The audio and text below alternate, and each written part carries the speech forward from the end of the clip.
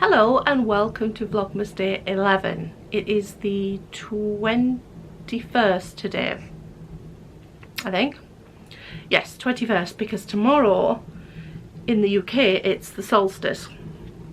The astronomical event of the winter solstice doesn't always take place on the 21st. It kind of moves around. So UK time around 3:30 in the morning tomorrow, the 22nd, is when the astronomical event actually takes place, when we are furthest from the sun. So if you are in the States, for example, solstice will be on the 21st, because you are between, well, around about 6-7 hours behind us, depending on which part of the States you're in.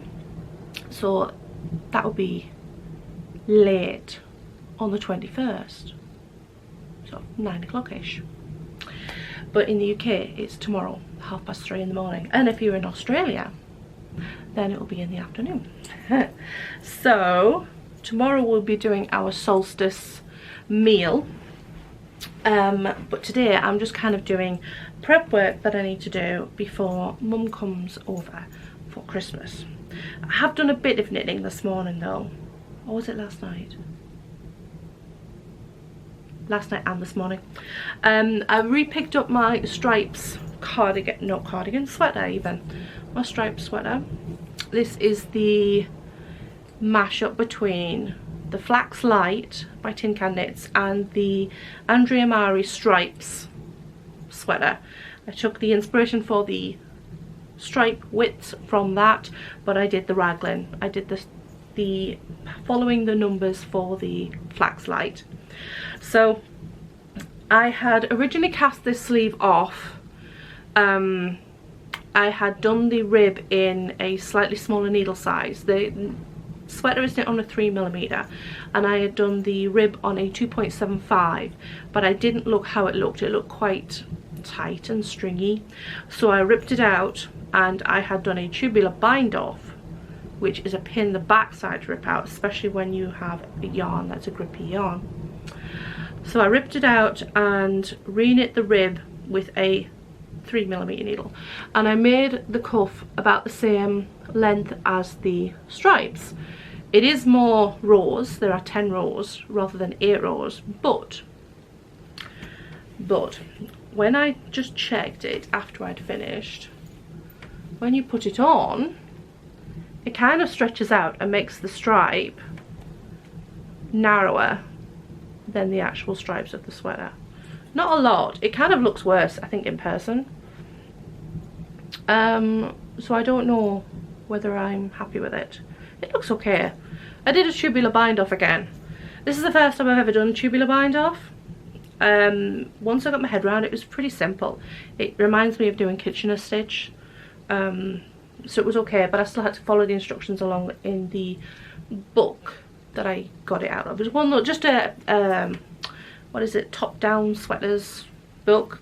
I can't remember who the author is, but a lot of the kind of knitting books have like a bit where it tells you how to cast on, how to cast off, and so on, and this one had a couple of different cast offs in it, so I found the instructions in there. But you can kind of see it does make the cuff look a little shorter than the stripe, which I'm not sure yet if that bothers me too much. We shall see when that looks really weird there. I think it's just pulling it down with the stitch marker, because it should be like that, and once you're wearing it, it should be fine. The sweater does look fine on. I haven't put it on to show you. I should have done that. It doesn't matter. Anyway, I'm digressing. My mind is all over the place today. I've already been tidying up in here in the craft room, because we have the spare bed, or one of the spare beds in here, so Mum sleeps in here. So I've put all my sewing stuff away back upstairs. I just need to strip the bed off and replace the bedding with clean bedding. So just been busy, but I have like 100 things that kind of in my to-do list in my head, so I've kind of like been all over the place, and it's been blowing a hoolie outside today. We knew it was going to be really strong This morning I think it was 70 something miles per hour winds out there, which is pretty blowy. There hasn't been any damage. It's calming down a bit now. I think it's in the 60s, late 50s to 60s, and there doesn't appear to be any damage outside, which is good, which we kind of weren't expecting any. 70s is noisy and annoying and takes all the heat out of the house. It's when it gets into the 80s it starts to get scary. But Johnny's off work this morning because they were told that the wind was too strong to be driving the school bus this morning, so he's actually had the morning off, which has been nice. It's been less rushed. It's kind of felt like a weekend or a holiday. It's going to be nice when he breaks up for the school holidays. So I'm just poodling around trying to get through all the bits and pieces I need to get through, but I'm getting a little hungry now because it is heading towards lunchtime. There was something else I was going to tell you this morning, but I don't remember what it was. Maybe it'll come to me later on, or maybe I'm just imagining things. I'm not sure. So I'm going to crack on, do a little bit more, and come back to you when I've actually done something of interest. It's finally time to do some Christmas present wrapping. There's very few here. In fact, I've only really got presents for Mum and a close friend. Even me and John are not doing presents this year. The wind is still howling. I'm not sure if it's picking it up on camera, but it's very noisy. I have pretties, and I can't really show what because Mum watches this. This is not for Mum though, so I can show you this. I did get this for a friend, some boozy goodness along with some other things. I also need to make some food gifts, but I think they will get done tomorrow morning. Planning on making some homemade fudge and some chocolate peanut butter balls as well, but they can be wrapped separate and like put together into prezi parcels. So I'm going to wrap these, which I can't do on camera because again can't show you Mum's prezzies because she'll see them, and I'll catch you on the other side.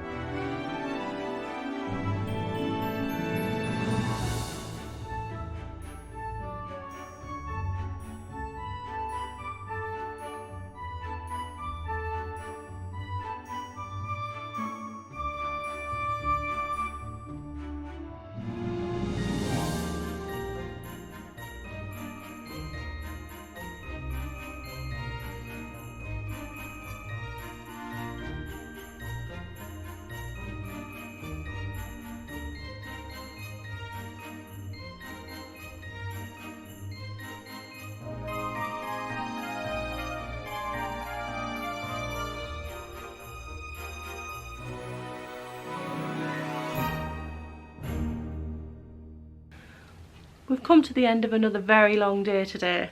It feels like at the moment I'm kind of running on empty. I have a cat rubbing the tripod. I'm looking forward to a day when I can do nothing, when I can just kind of relax, but I think that's going to be Christmas Day. I've got just too much to do over the next few days. So, I think I'm eating either my own hair or a strand of alpaca. Could be either. I got the sponge cake done for the Yule log for tomorrow. Cooked that in the oven whilst the dinner was cooking.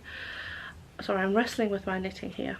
So at least that's one less thing to do tomorrow, because I didn't really want to have to put the oven on tomorrow for our Yule meal because it's all cooked on the hob, on the stove. So that's done at least. So all I need to do is do the sweetened chestnut filling and the cream and chocolate on the outside.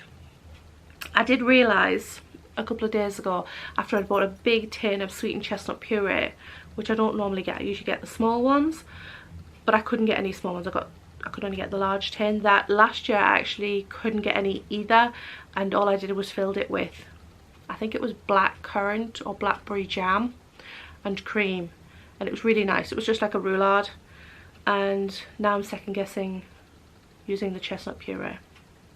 It is nice though, and I'm thinking if I do open the tin for the Yule log, I'll use the rest to make a chocolate chestnut cheesecake, I think.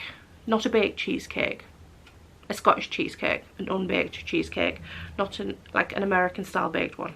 We don't like baked cheesecake here, not in this house. So I've been working on my striped sweater this evening, and I have got about 3 inches done on the second sleeve. There's a kind of the beginning there, so it's coming on slowly. In this camera light it looks like I've got some weird stripe here. I think that's just the dye job on that skein actually, because it doesn't look that bad in real life. I think it's just on camera. So that at least is set away. So I think sometimes with a sleeve or a complicated, not a complicated, but a part of a knitting project where you have to do something a little bit fiddly to begin with, or you're starting a new section, it can be harder to start than it actually ends up being. Once you start in a way, it's alright. So that should keep me busy for a bit. But I also am tempted to cast on the second sock of this sock, the first one that I knit a little while ago. Thing is, I don't remember which size knitting needle I used for the first one. I think I used a 2mm because it is a indie dyed yarn, and it does seem a little bit narrow for my foot, which suggests that I probably used a 2mm. I would imagine it fits. It's a little snugger than my preferred size of sock. It'll be my usual 60 stitch count, but with a indie dyed yarn, which tend to be a little finer, and a 2mm needle, they tend to make a smaller sock. Actually, even on a 2.25 with a indie dyed yarn, sometimes can come up a little bit narrow. But I don't remember what I used because I didn't write it down, and it isn't even on my Ravelry project page, so I'm not sure. I think I'll just have to start it and see how we go, and if it looks wrong then I'll just have to rip it back. But I want something kind of mindless I can pick up and put down when I'm like these stripes on an evening. When it gets to a certain point, the light, I mean, it's shown up the colours really well on the camera, but these two colours, like when now it's gone a bit darker on camera, these two colours under the lamplight where I sit on the sofa are very, very similar under artificial light. And when you're counting the rows, sometimes it's like, have I done enough rows on the second colour between these two? Not that ones you can see, but these two here.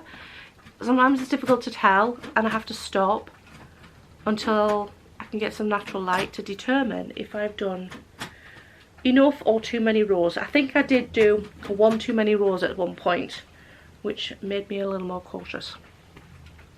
I have a cat trying to get in the living room, but I'm going to go to bed now because I'm tired, and it's after 10 o'clock, which is later than we would normally go to bed in the week, as John's got to get up early tomorrow for work for his last day for the holidays. So I will see you tomorrow, which will be solstice for us, and I will see you tomorrow. Bye bye.